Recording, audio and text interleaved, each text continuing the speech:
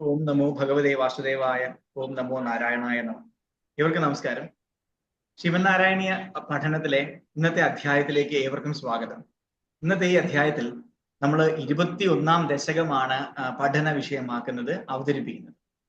ഈ 21-ാം അധ്യായം, 21-ാം ദശകം ഭഗവത് ഉപാസന വർണ്ണനവും ഭഗവത് ഉപാസന പ്രകാര വർണ്ണനമാണ്.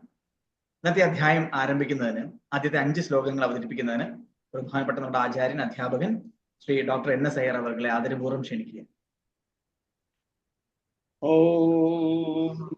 ഓം നമോ ഭഗവതേ വാസുദേവായ ധന്വന്തരയേ അമൃതകലശഹസ്തായ സർവാമയ വിനാശനായ ത്രൈലോക്യനാഥായ ശ്രീ മഹാവിഷ്ണവേ നമഃ.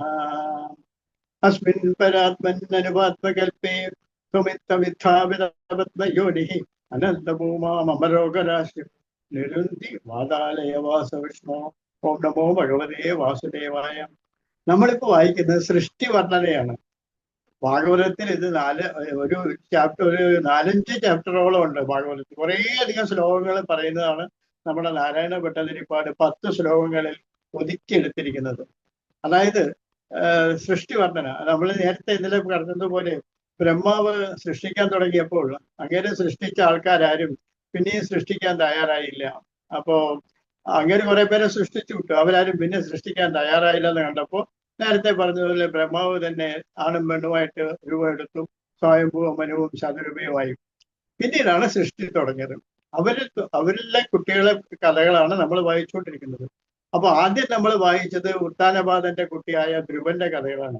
അവരുടെ ലീനിയൻസി, അവരുടെ ജീനിയോളജി അനുസരിച്ച് അവരുടെ കുട്ടികളെ ധ്രുവന്റെ ഡിസെൻഡൻസിനെ പറ്റിയാണ് നമ്മൾ ഈ പ്രജേതസൊക്കെ ഉള്ളത് പറഞ്ഞത്. ധ്രുവന്റെ മക്കളുടെ മകളായിട്ടാണ് പ്രജേതസൊക്കെ വരുന്നത്.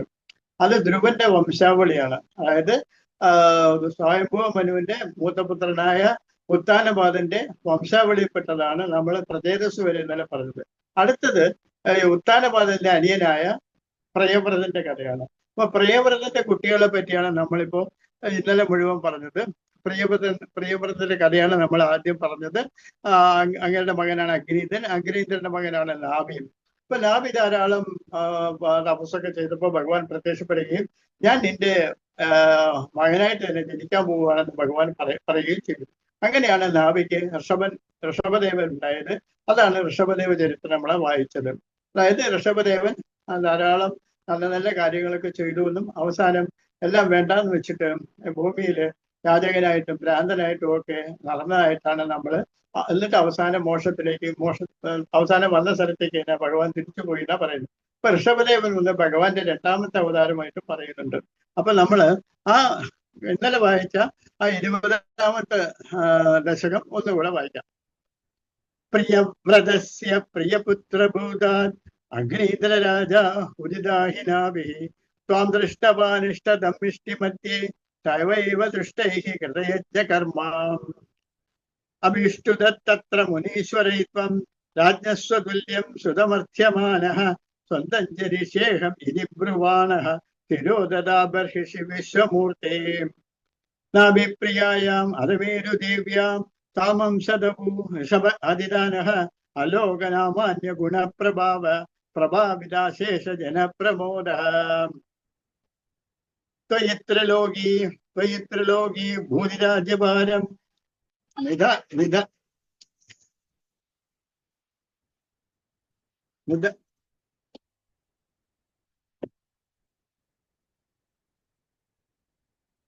ത്വയിത്രലോകീ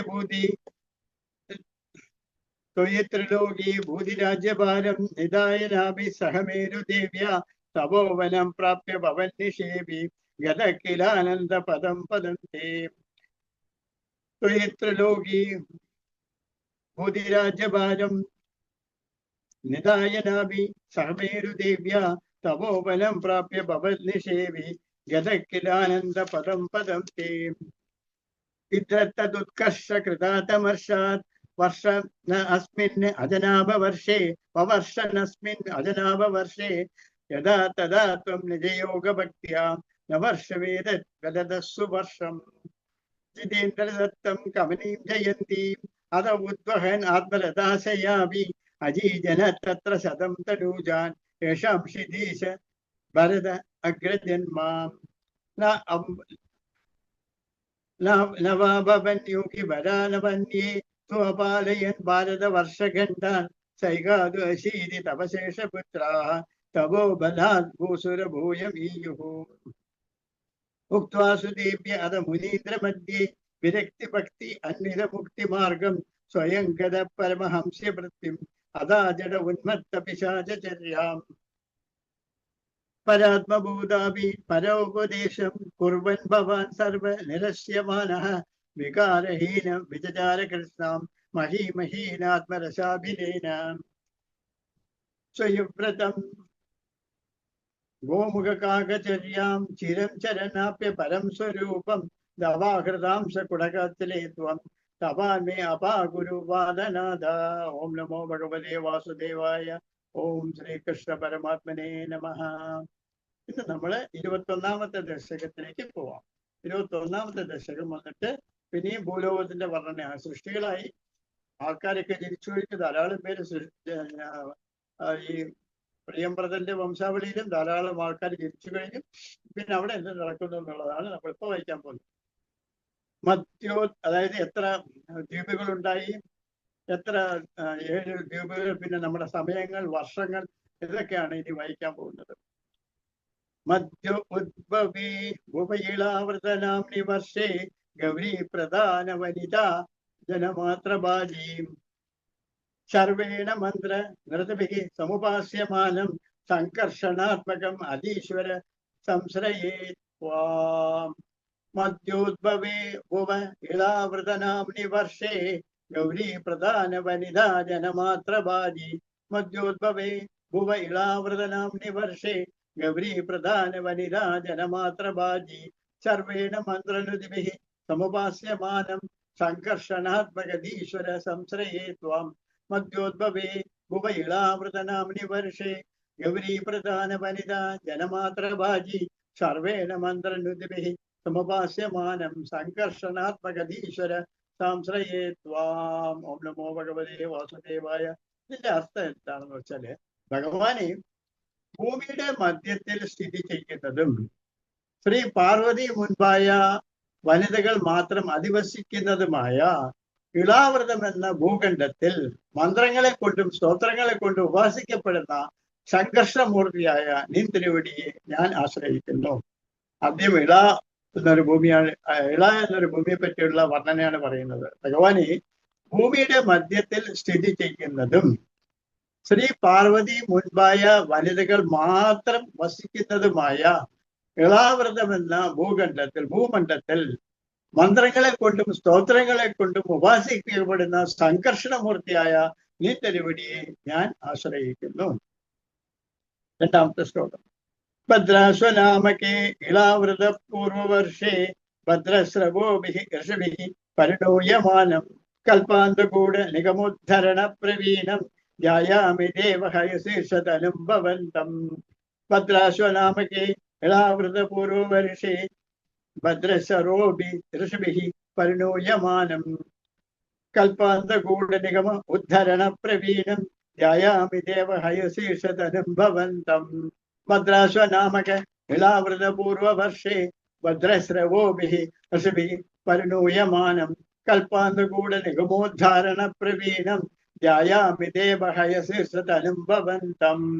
ഹേ ഭഗവാനെ, ഭദ്രാശ്വം എന്ന പേരോടുകൂടിയ ഇളാവൃതത്തിന് കിഴക്ക് ഭാഗത്ത് കിടക്കുന്ന ഭൂഭാഗത്തിൽ ഭദ്രസ്രവസുകള് എന്ന മഹർഷിമാരാൽ സ്തുതിക്കപ്പെടുന്നവനും കൽപ്പാന്ത കാലത്തിൽ കാണാതായ വേദങ്ങളെ ഉദ്ധരിക്കുന്നതിൽ സമർത്ഥനും ഹയഗ്രീവ സ്വരൂപിയുമായ ഭഗവാനെ ധ്യാനിക്കുന്നു. ഹേ ഭഗവാൻ, ഭദ്രാശ്വം എന്ന പേരോടുകൂടിയ ഇളാവൃതത്തിന്റെ കിഴക്ക് ഭാഗത്ത് കിടക്കുന്ന ഭൂഭാഗത്തിൽ, ആദ്യത്തെ ഭൂഭാഗം, നടുക്കുള്ള ഭൂഭാഗത്ത്, അത് സ്ത്രീകൾ മാത്രം വസിക്കുന്ന ഭാഗം. പിന്നെ ഭദ്രാശ്വം എന്ന പേരോടുകൂടി ഇളാവൃതത്തിന് കിഴക്ക് ഭാഗത്ത് കിടക്കുന്ന ഭൂഭാഗത്തിൽ ഭദ്രസ്രവസുകള് എന്ന മഹർഷിമാരാൽ സ്തുതിക്കപ്പെടുന്നവനും കൽപ്പാന്ത കാലത്തിൽ കാണാതായ വേദങ്ങളെ ഉദ്ധരിക്കുന്നതിൽ സമർത്ഥനും ഹയഗ്രീവ സ്വരൂപിയുമായ ഭഗവാനെ ഞാൻ ധ്യാനിക്കുന്നു. ഹേ ഭഗവാൻ, ഭദ്രാശ്വം എന്ന പേരോടുകൂടിയ ഇളാവൃതത്തിന്റെ കിഴക്ക് ഭാഗത്ത് കിടക്കുന്ന ഭൂഭാഗത്തിൽ ഭദ്രസ്രവസ്സുകള് എന്ന മഹർഷിമാരാൽ സ്തുതിക്കപ്പെടുന്നവനും കൽപ്പാന്തകാലത്തിൽ കാണാതായ വേദങ്ങളെ ഉദ്ധരിക്കുന്നതിൽ സമർത്ഥനും ഹയഗ്രീവ സ്വരൂപിയുമായ ഭഗവാനെ ഞാൻ ധ്യാനിക്കുന്നു. ഇനി അടുത്തത് മൂന്നാമത്തെ ശ്ലോകം വായിക്കാം.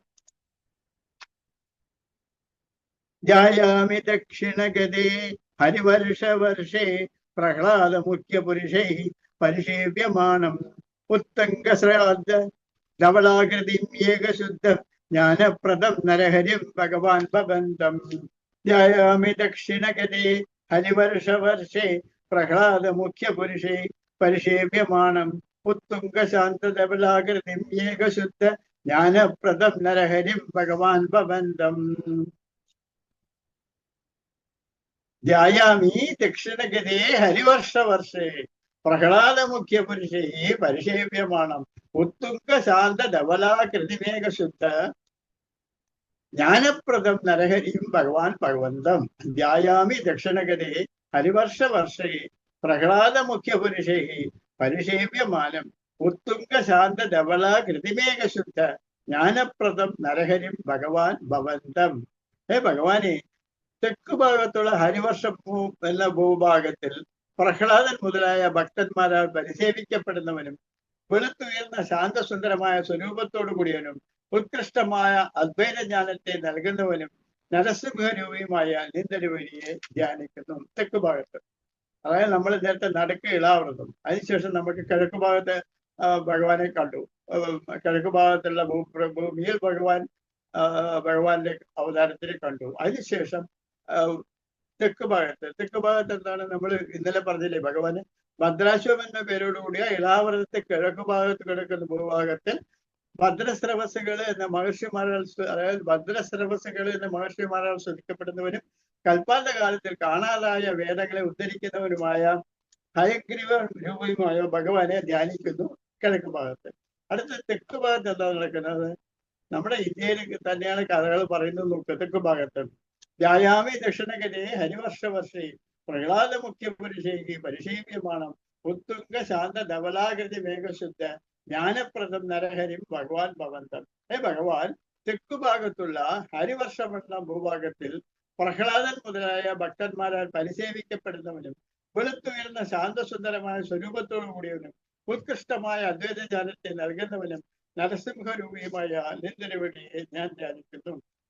അതായത് ഇപ്പൊ ഹൈദരാബാദ് പ്രദേശ നർമ്മദയുടെ തീരത്തൊക്കെ ആണല്ലോ പ്രഹ്ലാദൻ ഒക്കെ ഉണ്ടായത്. ഹിരണ്യകശിപുവിന്റെ കൊട്ടാരമൊക്കെ അവിടെയാണുള്ളത്, അഹോബിലം എന്ന് പറയുന്ന സ്ഥലത്ത്, ഹൈദരാബാദിന്റെ അടുത്ത്. അതിനാണ് ഇത് പറയുന്നത്. തെക്കു ഭാഗത്തുള്ള ഹരിവർഷം എന്ന ഭൂഭാഗത്തിൽ പ്രഹ്ലാദൻ മുതലായ ഭക്തന്മാരാൽ പരിസേവിക്കപ്പെടുന്നവനും വെളുത്തുവരുന്ന ശാന്തസുന്ദരമായ സ്വരൂപത്തോടു കൂടിയവനും ഉത്കൃഷ്ടമായ അദ്വൈത ജ്ഞാനത്തെ നൽകുന്നവനും നരസിംഹരൂപിയുമായ നിന്ദരുവടിയെ ഞാൻ ധ്യാനിക്കുന്നു. നരസിംഹരൂപത്തില് തെക്ക് ഭാഗത്താണല്ലോ ഹിരണ്യകശിപുവിനെ ഭരിക്കാനായിട്ട് തെക്ക് ഭാഗത്ത് ഭരിക്കുകയായിരുന്നു ഹിരണ്യകശിപു. തെക്ക് ഭാഗത്തെ പോകേണ്ട കണക്ക് അവിടെയാണല്ലോ നരസിംഹൻ അവതരിച്ചത് പ്രഹ്ലാദന് വേണ്ടി. അടുത്തത് നാലാമത്തെ ശ്ലോകം. വർഷേ പ്രതീതി ലളിതാത്മനി കേതുമാലേ ലീലാവിശേഷലസിത സ്മിതശോഭനാംഗം ലക്ഷ്മ്യാ പ്രജാപതി സുദേഹി ച നിഷേപ്യമാനം തസ്യാ പ്രിയായ ധൃതകാമതനും ഭജേ ത്വാം. വർഷേ പ്രതീതി ലളിതാത്മനി കേതുമാലേ ലീലാവിശേഷലളിത സ്മിതശോഭനാംഗം ലക്ഷ്മ്യാ പ്രജാപതി സുദൈ ച നിഷേപ്യമാനം തസ്യാ പ്രിയായ ധൃതകാമതനും ഭജേ ത്വം. വർഷേ പ്രതീതി ലളിതാത്മനി കേതുമാലേ ലീലാവിശേഷലസിത സ്മിതശോഭനാംഗം ലക്ഷ്മ്യാ പ്രജാപതി സുദേഹി ച നിഷേവ്യമാണം തസ്യാ പ്രിയായ ധൃതകാമതനും ഭജേ ത്വാം. വർഷേ പ്രതീതി ലളിതാത്മനി കേതുമാലേ ലീലാവിശേഷലളിത സ്മിതശോഭനാംഗം ലക്ഷ്മ്യാ പ്രജാപതി സുദൈ ച നിഷേവ്യമാണം തസ്യാഹ പ്രിയായ ധൃതകാമതനും ഭജേ ത്വാം.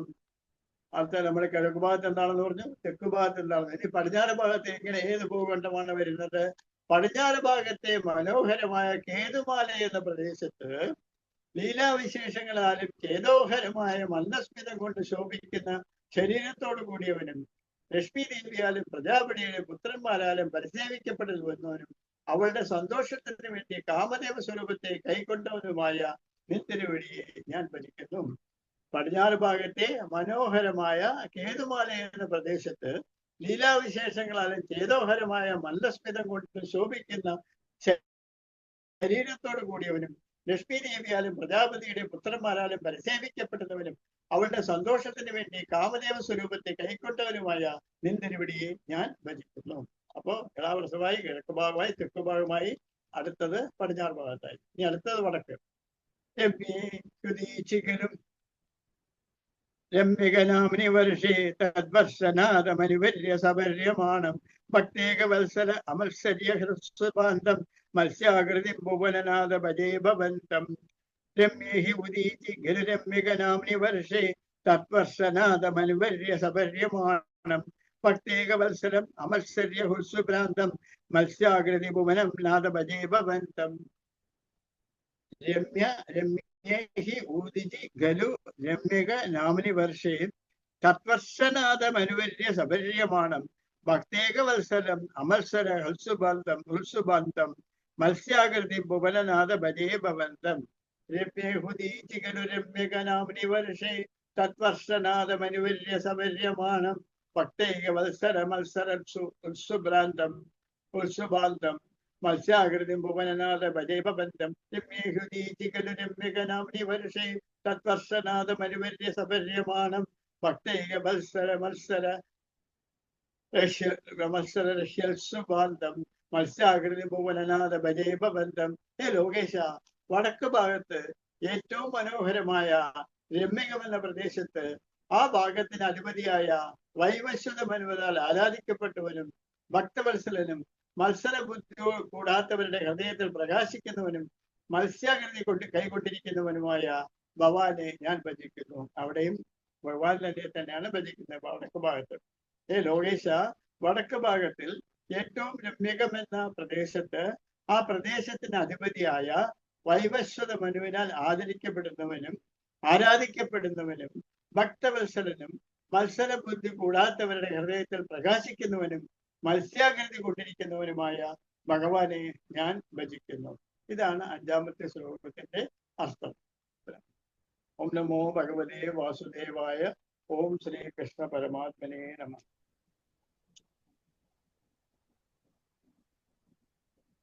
ഇതോടെ ഇന്നത്തെ 21ാം ദശകത്തിലെ ആദ്യത്തെ 1 മുതൽ 5 വരെയുള്ള ശ്ലോകങ്ങളുടെ അവതരണം പൂർത്തിയായിരിക്കുകയാണ്.